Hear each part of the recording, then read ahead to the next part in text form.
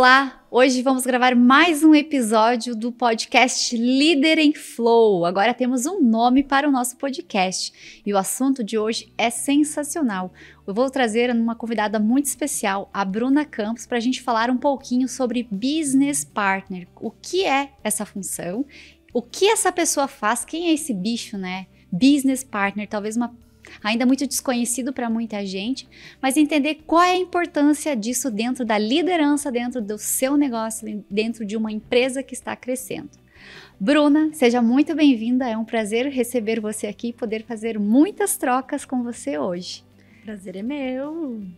Bruna, conta pra gente um pouquinho quem é a Bruna, qual é o currículo técnico da Bruna, como a Bruna chegou à função de Business Partner hoje. Prazer novamente em estar participando desse podcast. Estava muito ansiosa por esse momento.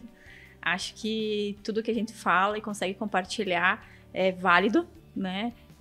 Quem diria que no começo da minha profissão eu pudesse ter dicas tão valiosas, né? De como se tornar um profissional na área. Então, eu sou a Bruna Campos, eu tenho 36 anos. Hoje eu sou business partner de uma multinacional de insumos, né? Mas eu prefiro contar como aconteceu essa desenvoltura da profissão, como que eu cheguei até aqui. Legal. Então, eu sou formada em Direito, né? Eu tenho especialização em Direito Trabalhista, em Administração de Pessoas voltada para Recursos Humanos e estou iniciando uma nova pós-graduação em Gestão do Agronegócio. Que legal, já vou explicar por que eu resolvi entrar nessa área, né? Mas a minha vida profissional não iniciou assim, né?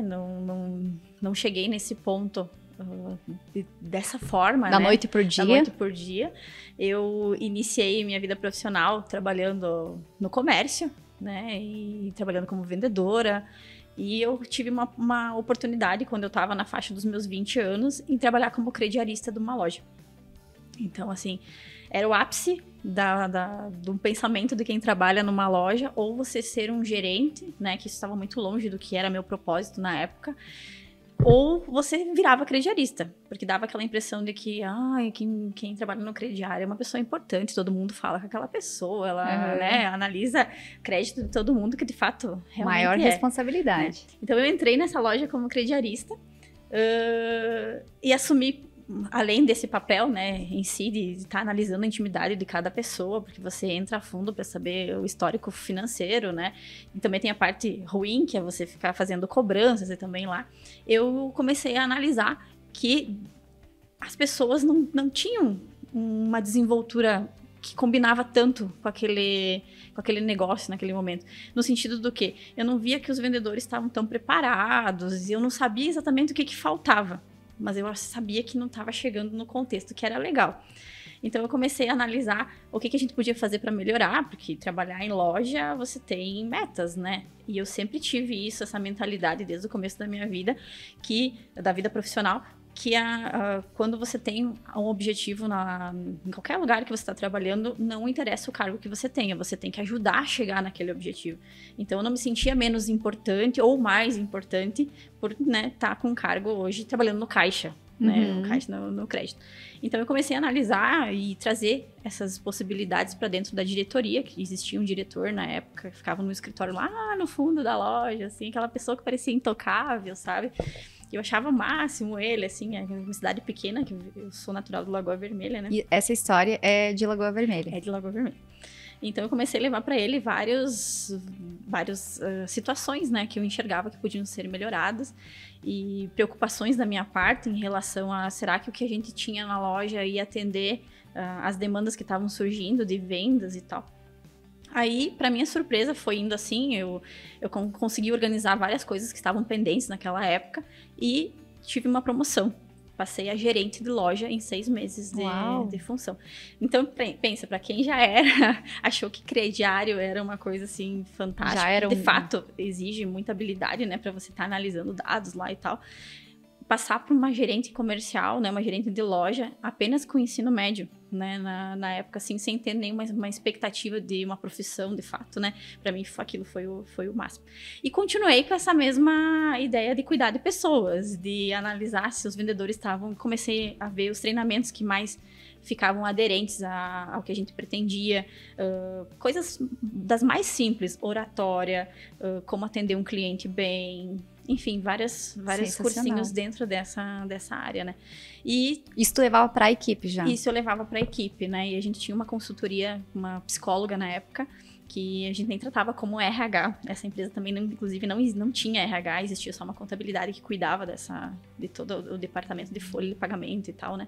Então, existia essa consultoria que vinha de uma psicóloga que ajudava a gente com treinamentos e tal, e eu levava essas ideias para ela e a gente colocava em prática.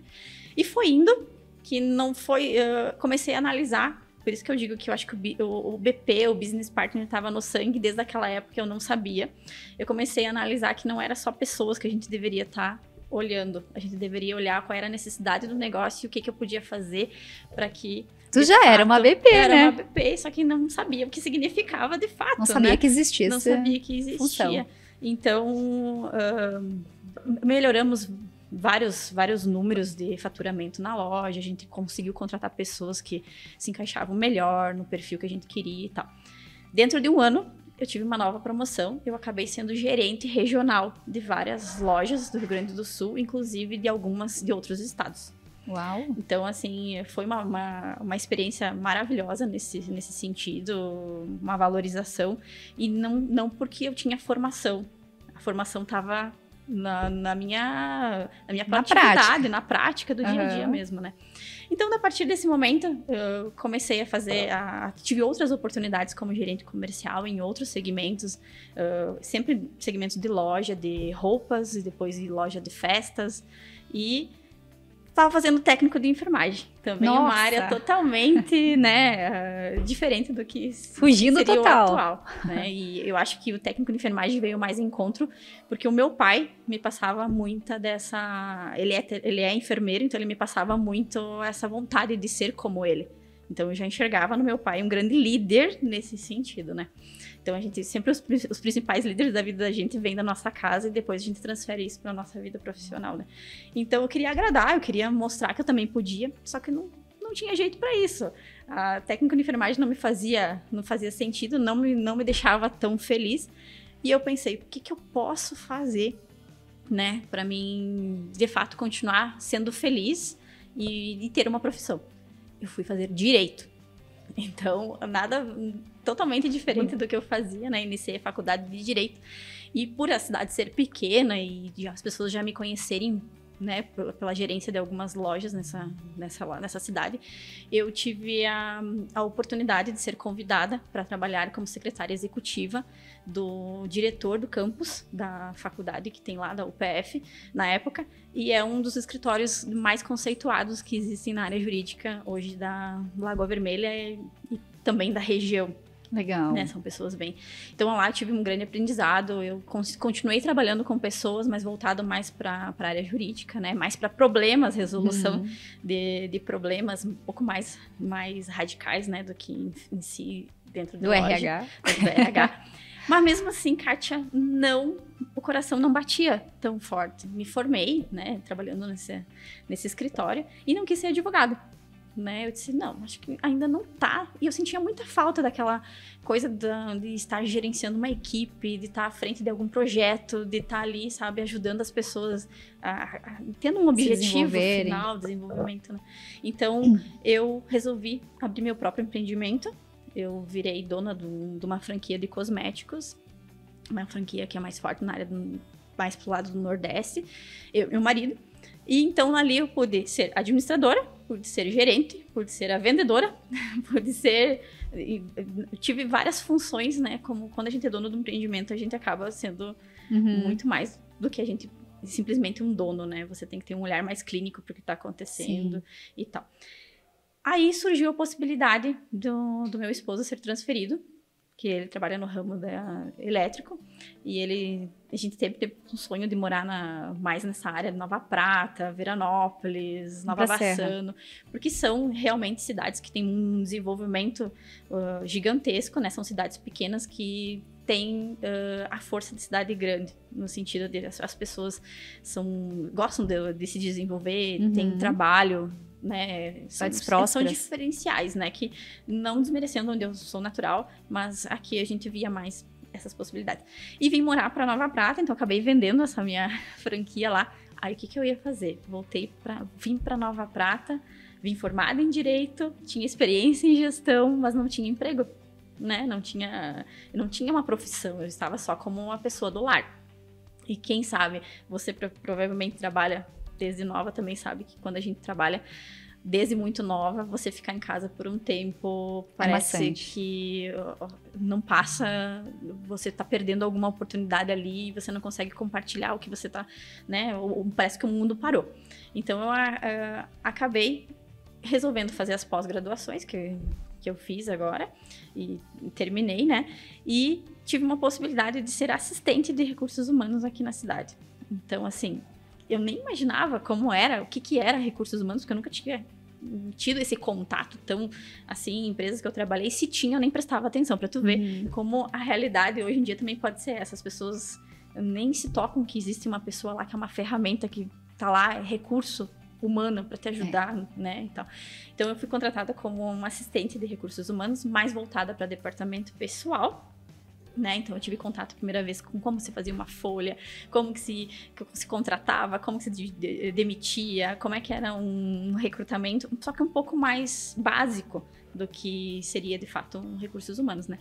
Aquilo me deixou com mais sede do que... Aquilo me deu, assim, um despertar. Esse é o meu lugar no mundo. Eu acho que eu vou seguir essa carreira. É por aí que a gente tem que seguir, né? Então, eu comecei a fazer mais cursos na área, fiz departamento pessoal, fiz alguns cursinhos online de recursos humanos mesmo. Fui tentando entender que local, né? O que era, de fato, essa nomenclatura, o que ela tinha de funções dentro dela e se eu poderia ser encaixada nisso. Aí eu comecei a pensar, eu tenho habilidades de gestão, eu consigo ensinar outras pessoas também as experiências do meu dia a dia, né? E eu também posso linkar isso com o desenvolvimento, né? Com a parte de recursos humanos. E, para minha surpresa, né? Eu posso dizer que, graças a Deus, eu sempre fui muito bem desenvolvida na área profissional, assim, sempre tive oportunidades que eu abracei com todo o coração e que eu consegui me desenvolver cada vez mais. Foram poucos meses como assistente de RH, e então eu passei para analista de RH numa outra empresa, que também era uma multinacional. Então, ali eu pude ter umas experiências que eu não tinha até o momento, que eu só olhava na teoria, nos cursos, que eu só conseguia ver como é que era um recrutamento e seleção, como é que eram treinamentos, como é que era você cuidar, de fato, das pessoas, né? Tem um olhar um pouquinho mais voltado mais para a gestão de pessoas mesmo, né? E tal. Fiquei um tempo, então, como analista de recursos humanos, me desenvolvi bastante, né, nesse segmento, e dali eu continuei em outras empresas, né, tendo outras oportunidades de começar um RH do zero, numa outra empresa que eu trabalhei em Veranópolis, e senti como que era pegar uma empresa com uma cultura familiar, não tinha uma cultura bem definida, começar ela do zero, né, e colocar isso em prática, mostrar para a liderança o que de fato é uma pessoa que está ali para ajudar, né, o desenvolvimento dos funcionários, o desenvolvimento da própria liderança e para que melhorasse o negócio. E nesse passar do tempo, assim, surgiu essa oportunidade de ser, então, business partner, né, e trabalhar, de fato, um RH um pouco mais totalmente mais generalista, né, não focado simplesmente numa área, mas trazer para, né, para frente tudo que você aprendeu nos anos que você teve acesso ao RH e estar como parceiro de negócio mesmo, né? E hoje eu já enxergo isso com mais maturidade, né? Quando você assume uma cadeira dessas, você leva um baque, porque você não sabe qual que vai ser o momento que você vai conseguir ser inserido naquele negócio, nessa função, né? Então, assim, eu enxergo hoje que sim, sou uma parceira do negócio, consigo ver que o RH é muito mais do que a gente simplesmente acha que é, não é óbvio, nem um pouco óbvio, né? E todo dia é um desafio diferente, uma oportunidade, e como eu falei antes, eu abraço todas as oportunidades com muito coração. E hoje eu tenho uma cadeira, sim, ao lado de executivos, ao lado de diretores, ao lado de gerentes. E isso é muito emocionante. Ai, que legal, linda trajetória, Bruna, parabéns. Obrigada. Dá pra sentir a tua emoção. Eu amo as tuas assim, palavras. Posso dizer que a RH hoje faz parte do de mim, do meu Tá no coração sangue. mesmo. E eu brinco até dizendo que eu sou RH positivo. Legal. Que eu tô sempre nessa emoção de estar falando sobre a profissão.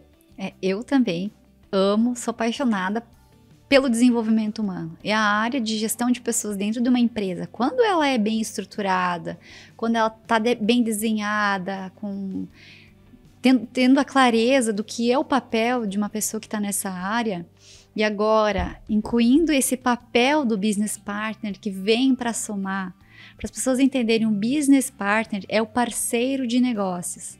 Então é a pessoa, eu vou deixar para a Bruna explicar um pouquinho o que é logo mais, não vou dar esse spoiler, mas assim, ó, eu sou apaixonada realmente pela proposta, pela oportunidade que as empresas trazem para dentro delas de desenvolver pessoas. Então, acreditando em profissionais como você para desenvolver líderes, né, para criar uma cultura, fortalecer uma cultura de valores muito bem estabelecidos, tendo claro, muito claro a missão, a visão do negócio, para onde que a gente está indo afinal, né? Eu acho que o BP, ele vem muito auxiliando o líder nesse sentido, né? Isso.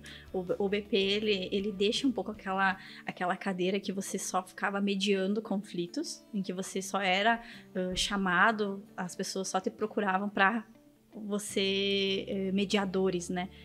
Para você trazer soluções. Então, o BP, ele vem muito mais para você prever coisas que possam acontecer e que você tem que trazer resultados. Você não tá ali só sendo chamado para acalmar aquele momento de tensão. Hoje você é uma ferramenta muito mais, não digo útil, porque o RH sempre foi útil e continuaria sendo, né? Mas você é uma ferramenta mais interessante dentro do jogo, né? Como se fosse um jogo de xadrez, em que a pessoa você não consegue sair desse jogo. A pessoa não consegue terminar o jogo se não tiver você lá. Legal. Né? Então, assim, é bastante desafiador. Não dá pra dizer que tudo são flores, não são. Não é fácil hoje fazer uma liderança entender que você tá ali, que você não tá ali só pra recrutar, que você não tá ali só para ver a folha de pagamento, só para você receber ligação quando um funcionário não vem. Não é isso. O BP hoje, ele é realmente um parceiro, que ele vai estar lá na reunião para decidir qual é o orçamento do mês, qual é o orçamento da safra, qual é o orçamento do ano. Ele tá ali na reunião para entender por que não tá alcançando aqueles objetivos, aquelas metas que foram estipuladas, o que tá faltando para aquele time alcançar esses objetivos. Então, a gente também não tá simplesmente como o RH, que fica só... Mas assim, a gente não tem um contato para trazer o líder próximo do funcionário. Esse papel, quando você tem um BP na empresa, ele já está feito. Os funcionários já estão mais próximos do líder. O que você tem que fazer é trabalhar essa liderança para que ela também desenvolva, né, futuras lideranças. Porque hoje, Kátia, eu não acho que liderança é o líder que está lá na nomenclatura, na carteira de trabalho. Eu acho que todo mundo consegue desenvolver isso. A gente tem que preparar pessoas. Né? É uma habilidade. É uma habilidade. Não é só uma competência, né? É uma habilidade que você desenvolve e as pessoas precisam entender que não precisa estar na posição para você ser um líder. Você tem que ter isso nato na tua profissão.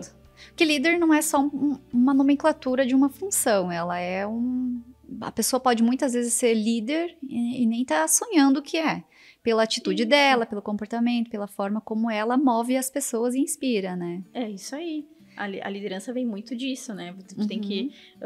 você pode desenvolver, mesmo sendo um crediarista, como eu era. Você pode desenvolver isso como um vendedor. Você pode desenvolver... Você não precisa estar esperando que um líder apareça na tua vida e transforme. Você pode ser um líder de você mesmo, né? Acho que é o primeiro. Usando os exemplos mais próximos que você tiver. Exato. Acho que o primeiro exercício de um líder é ele ser líder dele mesmo. É isso aí. Ele ser líder da própria vida. Se ele não sabe liderar a própria vida, imagina uma equipe. Imagina uma equipe, né? Justamente. Bruna, hoje a gente já entendeu um pouquinho, então, o que faz o business partner e como você enxerga a importância dele, né? O papel do líder hoje dentro de uma organização. Qual que é o papel do líder para ti dentro da empresa? O que ele tem que fazer? Com o que ele tem que se preocupar? O que ele tem que entregar? Um líder, ele tem que...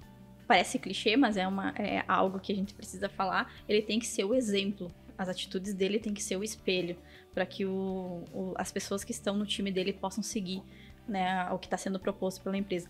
O líder hoje, ele tem que entender do negócio, ele tem que saber qual é a função dele de fato dentro da empresa, não apenas como liderança, mas assim, qual é o papel dele dentro do negócio. Se não tiver ele, o que vai acontecer, né? Então, assim, ele tem que ser entender que ele é a peça-chave para que você transforme outras pessoas também que chegar no mesmo objetivo. Um líder tem que ter clareza no que ele passa para cada liderado. Ele tem que ter uma comunicação muito fácil, ele tem que ser acessível. Hoje, para mim, a acessibilidade entre o líder, a liberdade com que um time tem para chegar numa liderança é essencial. Um líder, primeiro de tudo, ele tem que ter uma boa acessibilidade. Eu não posso pensar numa liderança somente no organograma, como uma hierarquia. Eu não posso enxergar ele lá num desenho. Eu tenho que, de fato, ele tem que entender que a cadeira dele, o que ele fala, vai depender muito do que os outros abaixo dele vão estar solucionando, né? Show de bola. E quando a gente vê hoje muitos nomes, assim, líder servidor, líder autocrático, líder democrático, dentro dessas lideranças, como é que tu definiria esse líder, assim, qual que seria o melhor modelo, se é que existe, né, na tua opinião, assim, um melhor modelo de liderança, entendendo a nossa situação atual? Eu não daria uma nomenclatura exata para um líder. Eu acho que ele tem que ter um pouquinho de cada... Tem que ter uma atribuição, um pouquinho de cada coisa, né? Ele pode ser democrático, pode. O que eu penso, assim, é que ele não pode ser 100% emotivo. Não pode ser legal. aquele líder que leva tudo pro lado emocional, porque eu penso que perde um pouco da autoridade, perde um pouco do respeito, porque você leva tudo pro campo da afinidade, leva tudo pro campo da amizade. Acho que um líder tem que ter equilíbrio, tem que ser uma pessoa equilibrada e tem que entender como se fosse uma relação de marido e mulher dentro da minha casa, trabalhando junto, vamos supor.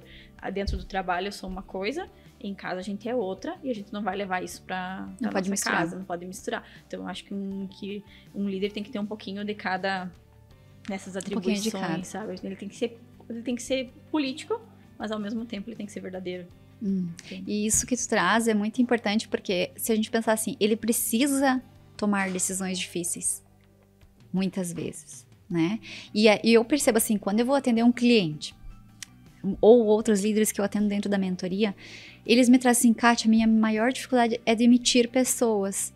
Kátia, eu me aproximei de um colaborador, criamos uma afinidade, a gente estreitou laços e hoje eu tenho dificuldade de dar um feedback negativo para ele, né, de correção, porque a gente tem esse laço e de certa forma ele toma um certo espaço na conversa que me tira um pouco a autoridade.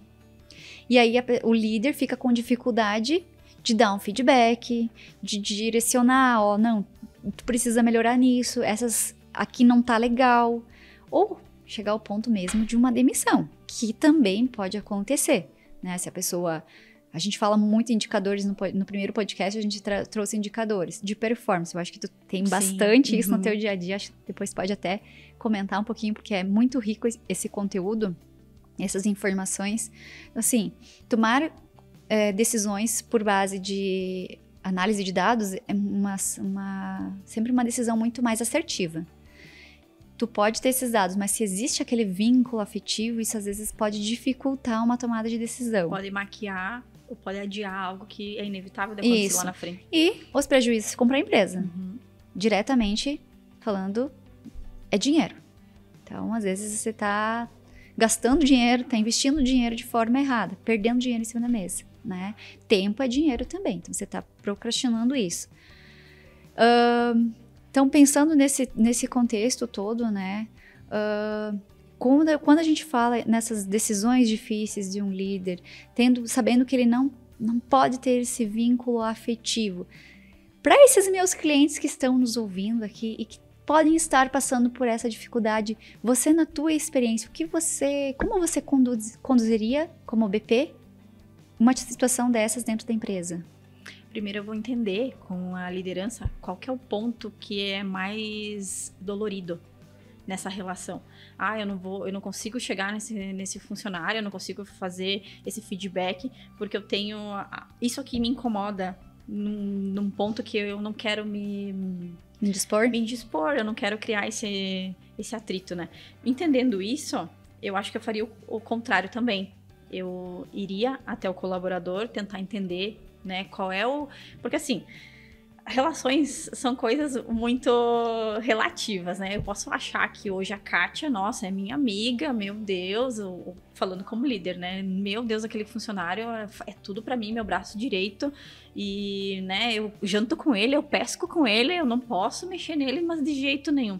Só que se você for escutar a outra parte, né, talvez não seja tudo isso que você está pensando. Exato. Você precisa acompanhar e tentar entender o que a outra parte também sente a respeito. Claro que você não vai abrir esses dados para ele, né? Que está tendo uma certa dificuldade vindo da liderança, né? Mas você vai trazer depois esse retorno para a liderança de uma forma bem mais tranquila. Talvez ele está pensando que é um horror, que é difícil, e na verdade o funcionário nem sente tudo isso por ele.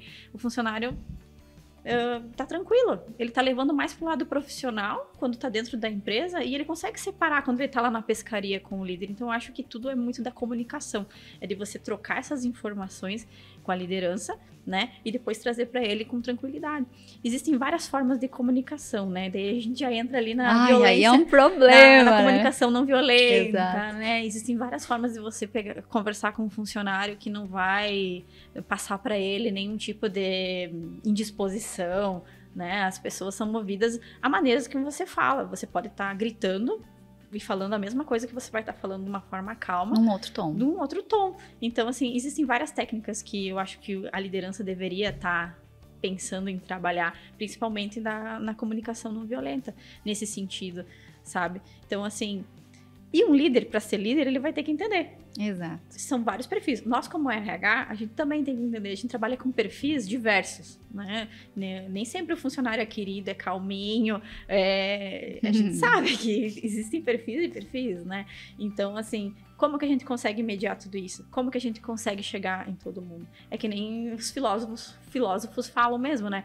Que a gente trata os iguais como iguais e os desiguais como desiguais. Então, a gente vai adaptando a conversa, a gente vai adaptando as técnicas para chegar num objetivo que é o que precisa ser, é o que precisa acontecer.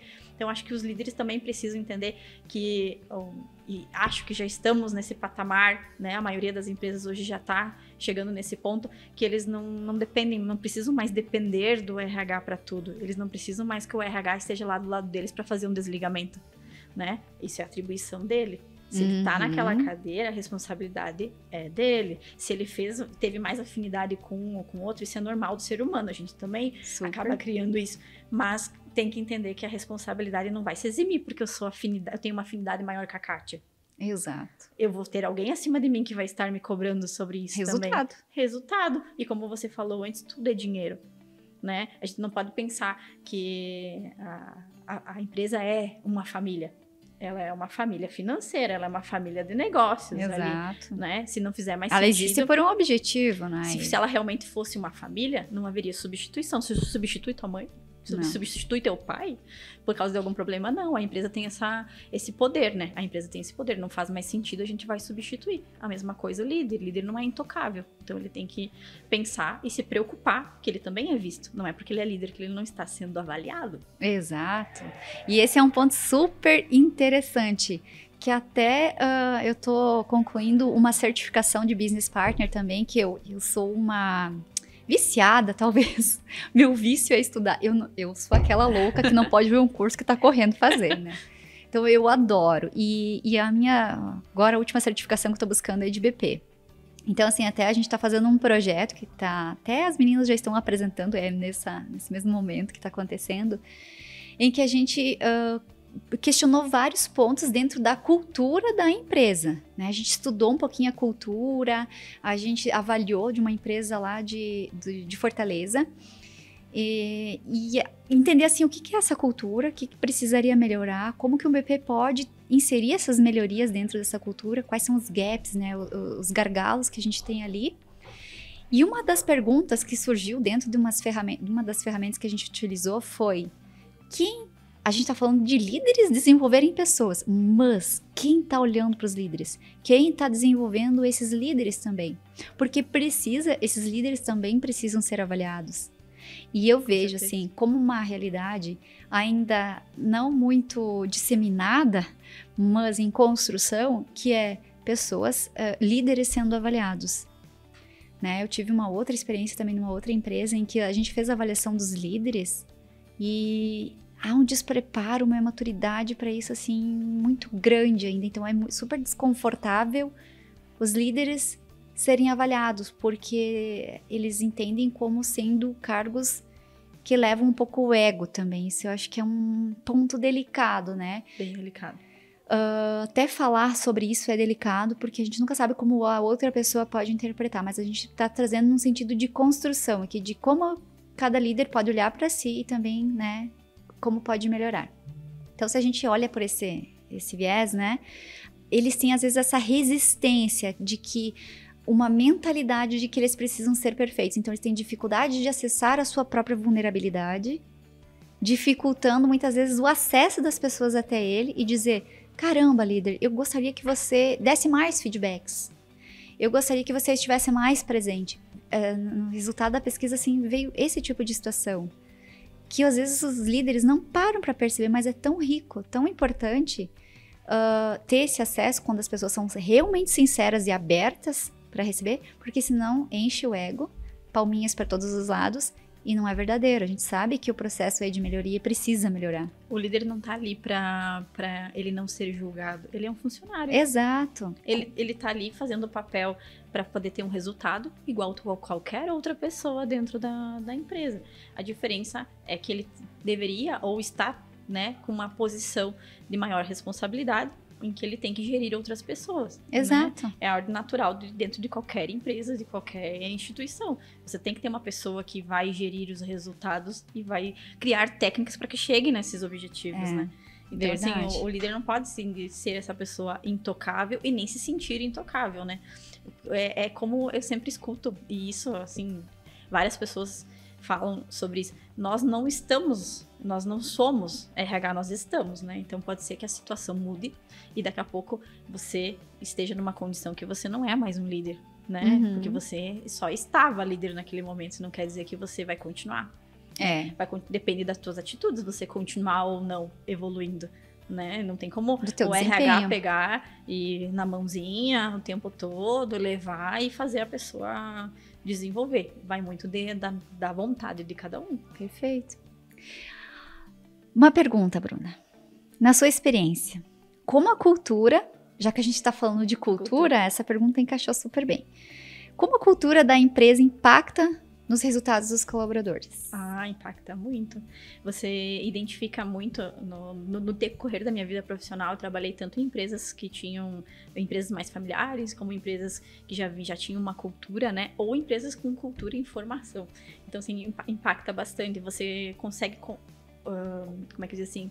Você consegue olhar hoje um funcionário que vem de uma empresa que não tem cultura, você vai ver que não existe muita regra. Você vai entender que o funcionário se sente naquela casa da mãe Joana, né? Então, assim, é um pouco mais difícil de você trabalhar com pessoas que não tiveram isso inserido dentro da empresa, que já não é natural para eles. Agora, uma cultura bem feita, onde você consegue ver a missão, os objetivos, você consegue entender a visão da empresa e trazer isso para a prática, já traz outros resultados, porque daí você consegue... Como que você vai identificar uma empresa que tem cultura? Olha o LinkedIn. Olha as redes sociais das pessoas que tu conhece. Aquela que tem orgulho da onde está trabalhando, aquela que se identifica com aquilo que ela está fazendo, é a empresa que tem cultura. Tem uma frase, Bruna, que eu gosto muito. Se você... Eu não sei exatamente a frase como ela é, mas eu vou falar com as minhas palavras, tá? Se no domingo à noite você sente dor no estômago, ansiedade, porque precisa ir trabalhar, essa cultura precisa ser questionada. Agora, se teus colaboradores estão animados e ansiosos animados para segunda-feira, tudo flui, né? Tudo flui. Tu diminui também a incidência de faltas, tu diminui a incidência de atestados, né? A gente sabe que as pessoas ficam doentes, mas também a gente sabe que as pessoas procuram, às vezes, Motivos. Né? Motivos para que não vão trabalhar. E isso é muito linkado ao ambiente, é muito linkado à falta, às vezes, de liderança, ou aquela liderança que nem eu falei antes, que está só no organograma, mas que não está na realidade, não está na prática do dia a dia. Então, assim, a gente é muito pautado em exemplos, né? Então, se você vê, você faz um board lá com teus funcionários que estão chegando na empresa, e se isso não for bem feito, ali você já tá perdendo o ponto, eles já estão entendendo que aquela cultura não faz sentido. E eles vão ficar te investigando. Eles vão ficar ali que nem detetive, qualquer motivozinho que tiver ali que não agrada, eles já vão dizer, eu sabia, desde o primeiro dia que eu fui contratado, aquilo ali não funcionava, essa empresa é só de fachada. Então, assim, a cultura tem que ser bem implantada, mas não só no papel.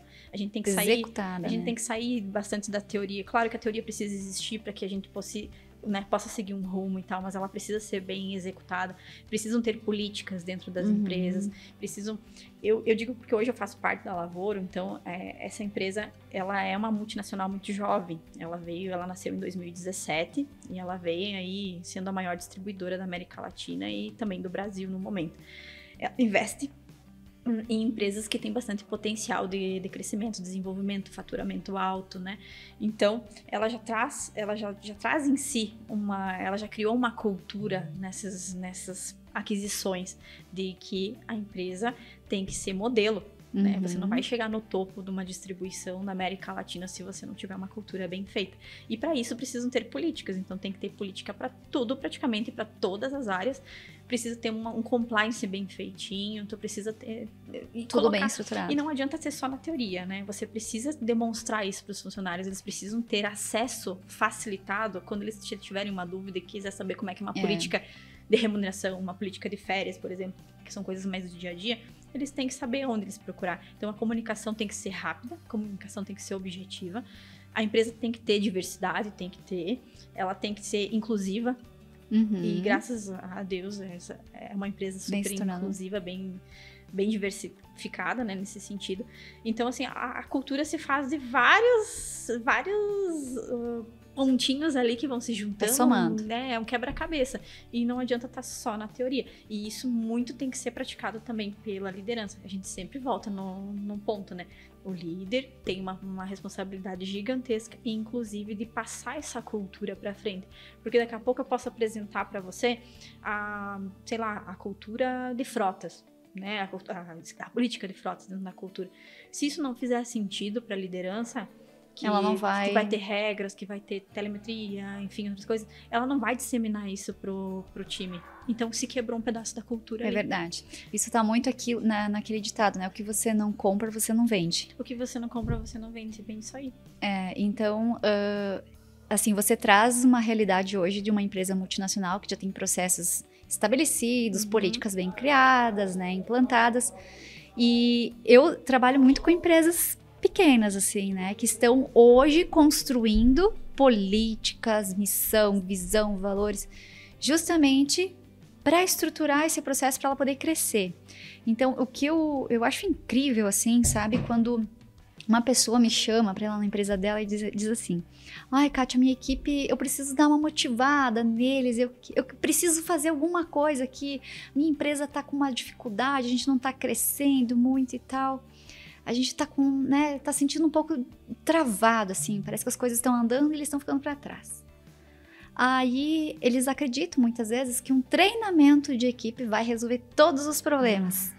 Aí, eu peço uma licença, entro na empresa, começo um papo legal e começo a entender que eles não têm uma política definida, não existem processos, não existe missão, visão, valores, não tem métricas, não se sabe aonde quer chegar, não se sabe qual é a meta, não se sabe pra onde tá indo. Tá trabalhando só pelo salário mesmo ali. Tá indo, sabe? Tá acontecendo, assim, sempre deu certo assim, a gente cresceu assim, só que chega num ponto realmente que trava, né? Então, o meu papel é justamente esse, eu vou lá dentro da empresa e hoje, atendendo uma cliente, foi muito legal a experiência, assim, a gente começou a ver valores de essência, ela tinha valores lá já estabelecidos de aquele plano de negócios lindo, bem desenhado dentro da gaveta, mas não era a realidade.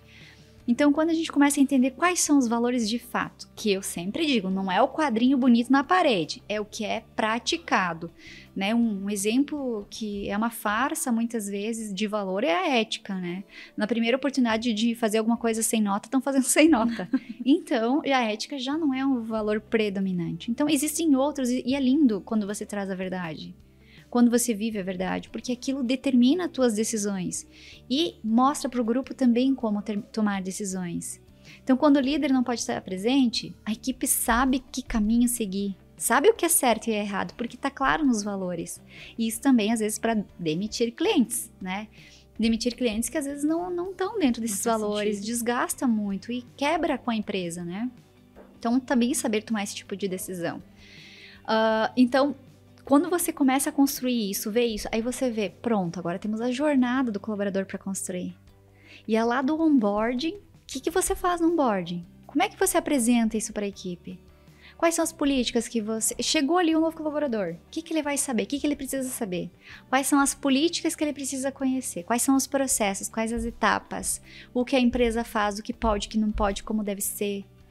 Coisas básicas. Depois, processo de feedback. Elaboração de PDI, acompanhamento de desenvolvimento do colaborador, né? Sempre digo, frequência e sequência, isso deve existir. Como que o líder acompanha e desenvolve esse liderado? Até o fim da trajetória dele na empresa. Isso tem que estar bem desenhado, tem que estar claro, isso faz parte da cultura, é um processo. Então o líder, se ele tem esse mapa, vamos dizer que é um mapa, quando você traz essa clareza, você mostra esse mapa para as pessoas, elas também têm mais segurança e sabem como crescer. Então, elas vão se engajar mais. Isso. E é o que a maioria das empresas hoje... a maioria não, eu digo que hoje é uma minoria, né? Que não tem essa mentalidade de desenhar tudo isso e deixar esse processo prontinho para receber novos clientes, novos funcionários, né?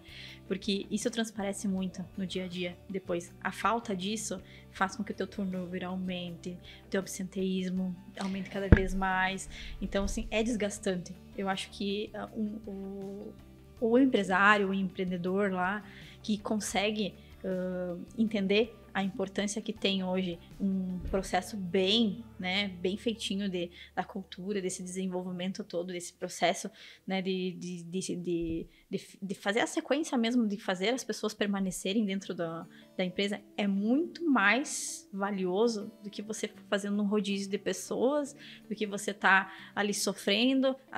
E é muito comum na nossa região hoje, as empresas, também por terem muitas empresas menores, a Bruna saiu lá da empresa do fulano, tá na empresa do ciclano, e aquele rodízio, assim, sem parar. Porque a mão de obra hoje, conforme o segmento que você vai, ela não tá tão fácil de você conseguir pessoas ali. Você tá bem difícil, na verdade. Você acaba naquele intuito do quê? Não tem tudo que eu preciso, mas eu consigo treinar ela, eu consigo. Só que às vezes você colocando uma pessoa para dentro da empresa que não tem essa cultura de desenvolver as pessoas e fazer o treinamento, o tempo de experiência, você vai ter que contratar outra pessoa. Acho que vale até para quem tá nos assistindo, né, nos ouvindo. Isso aí. Na sua empresa existe? Quais são as políticas?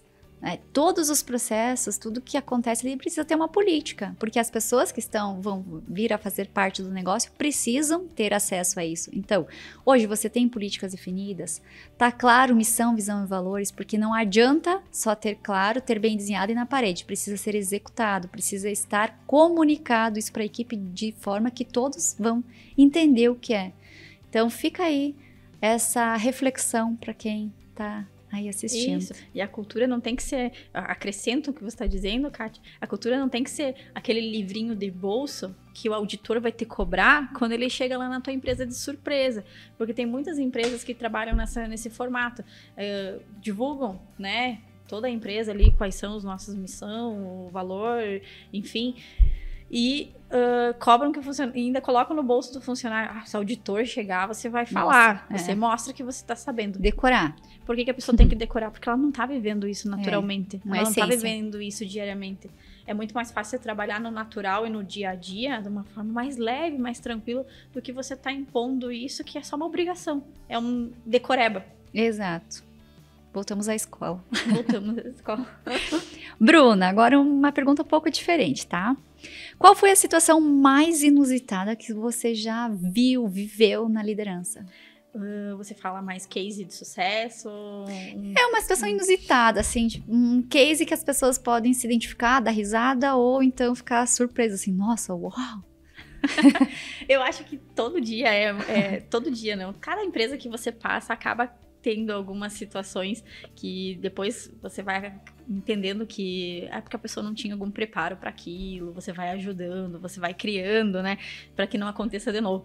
Mas assim, o que eu acho muito inusitado é que nos dias atuais ainda aconteça de líderes, como a gente estava falando antes, ter medo do subordinado, ter medo do colaborador. Medo é uma palavra que não deve existir dentro de uma empresa. As pessoas podem errar, podem aprender, podem ter uma metamorfose, né? A gente é humano, a gente muda o tempo todo. Eu não sou a mesma Bruna que estava mês passado, né, nesse mesmo dia. Exato. Então, a gente pode mudar. Então, assim, o que é inusitado para mim é ainda existir líderes que precisam que o RH segure na mão para fazer um desligamento, que o RH ensine a aplicar uma advertência, e que ele não tenha coragem de falar para o funcionário o que está acontecendo ali, que ele precisa melhorar, que a advertência não é um fato que vai causar a demissão dele, mas sim é uma oportunidade, é um feedback forçado. Entenda como a advertência é um feedback forçado, é algo que você não planejou, né? Então, assim, inusitado para mim é mais as atitudes do dia a dia que não entra na minha cabeça que as pessoas não queiram se desenvolver sentado numa cadeira de liderança. Então, assim, abre muito precedente e que bom que abre muito precedente, também pensando por esse lado, de pessoas que vão estar lá de crediarista, que nem eu falei, que vão ter uma mentalidade de líder, vão ser um líder engajador e não vão nem saber que eles têm o perfil de líder, mas eles vão estar mostrando isso na prática, né? Então, assim, cuidado, líder, né? Muito cuidado, porque a cadeira que você ocupa tem uma fila extensa de pessoas querendo ocupar. Então, eu acho que inusitado é mais nesse sentido, a gente não querer se desenvolver, sabe? Mas posso citar, assim, uma situação em que uma diretoria resolveu contratar uma pessoa muito jovem para coordenar uma empresa, e nessa coordenação haviam líderes muito antigos, líderes por afinidade, tá? Líderes que começaram essa empresa junto com essa diretoria. Então, colocar esse coordenador lá, a pessoa extremamente inteligente, cheio de cursos, formação específica para o cargo e tal.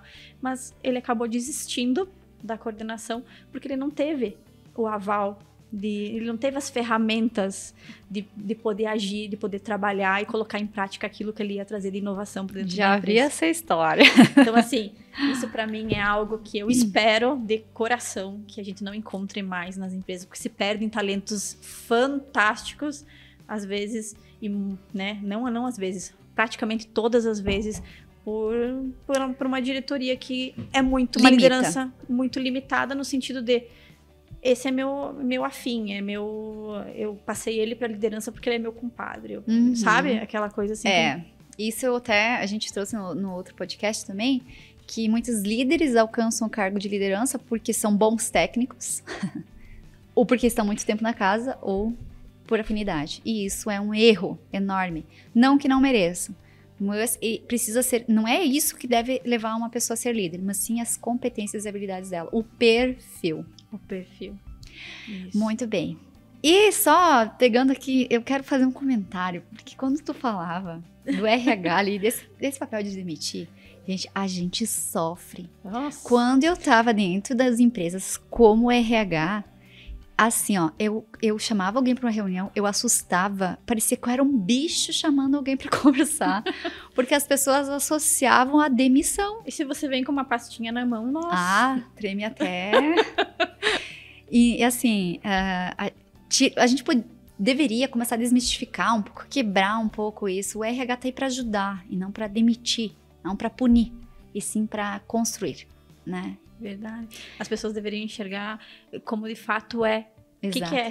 É um recurso. Nós somos um recurso humano, como tem o recurso operacional, como tem a pessoa lá que sabe mexer no financeiro e tal. Então, a gente é só o recurso humano, a gente tá ali para desenvolver eles, para trazer para o negócio as pessoas mais aderentes para chegar no objetivo final, que é o quê? A empresa evoluir, as pessoas ganharem dinheiro, as pessoas crescerem, sabe? Então, É o desenvolvimento. É o desenvolvimento. Bruno, a última pergunta aqui. Quem é o líder que te inspira? Essa é uma pergunta, assim, que a gente fica um pouco difícil de responder, porque a gente não quer... no decorrer da vida profissional, a gente se depara com vários líderes que são inspiração. Só que como todo mundo é humano, a gente acaba... Todo mundo tem algum defeitinho, todo mundo tem alguma coisa que não é 100%, né? Senão não teria como ser 100%, sempre precisaria ter um treinamento, né, e tal. Então, assim, eu acho que falando da parte em que todo mundo... Acredito que as pessoas que estão nos assistindo agora concordariam, acho que o maior líder que já existiu e que acho que não terá outro é Jesus. Eu acho que, assim, é um líder com muita inspiração nesse sentido, porque ele... Arrastou uma multidão. Ele arrastou uma multidão e ele foi muito estratégico também no sentido de... Ele chamou as pessoas para serem os apóstolos dele e não eram pessoas que eram exemplos, muitos deles não tinham exemplos de boas pessoas. Mas ele acreditou que ele podia transformar essas pessoas com atitudes benéficas, né? Então ele pegou o pescador, ele pegou o cobrador, ele pegou pessoas que eram focais e que conseguiam trazer mais pessoas para dentro daquilo que ele pregava. E além disso tudo, ele realmente era um líder que, além de passar, né, para as pessoas o que era o certo, enfim, ele conseguia viver isso e trazer o exemplo na prática. Então, para mim, assim, é a maior liderança que existe. Acho que dificilmente nem existe, né, um líder maior que isso. E assim, falando a realidade hoje, assim, eu acho que o que me inspira bastante é enxergar o líder, que eu consigo perguntar para ele quem que é o líder que inspira ele.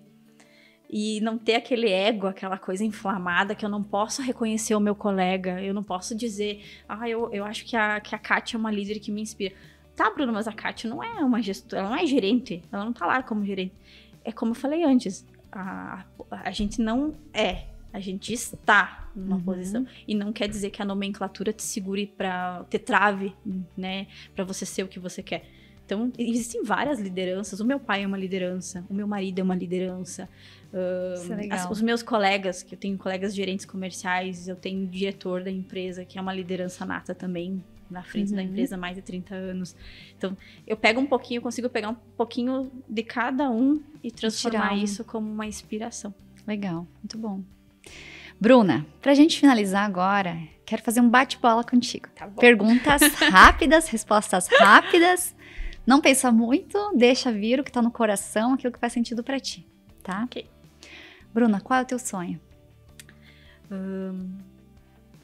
Conseguir ser uma referência a nível estadual, a nível nacional dentro de recursos humanos. Show! Qual é a tua principal fonte de conhecimento?